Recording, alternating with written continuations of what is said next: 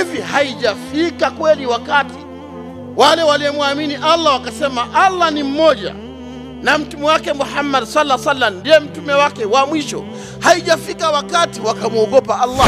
Ndugu zangu, dini hii faida yake ni nini? Kama yatatolewa mawaidha watu hawataki kubadilika, wanataka nini? Yani wewe zungumza kama watu wanakutazama, wanajua Ramadhani kisha sisi tutaacha kusali. Watu wasiosali isipokuwa Ramadhani, hawa ndio watu wabaya kuliko watu. Tuna miaka mingapi ndani ya Uislamu? Kuna mtu ana miaka 20 ndani ya Uislamu, kuna mtu ana 30, kuna mtu ana 40, kuna watu wana 50, lakini mtu hajabadilika.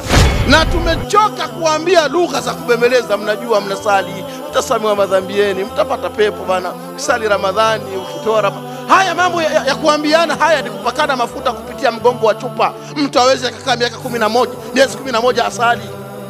Uislamu gani huu? Ndani mwaka 85 wewe unaambiwa kubadiliki, 95, 2005 na 15, miaka 40 wewe ubadiliki. Wewe nani? Una kitu gani ambacho wewe unajivunia? Uislamu gani huu?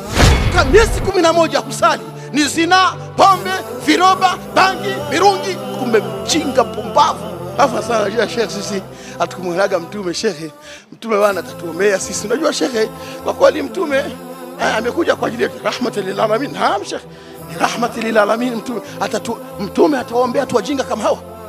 Watu umepewa akili hawazitumii. Unakaa bila kusali, umeumbwa kwa ajili ya kusali, unaacha kusali kwa ajili gani?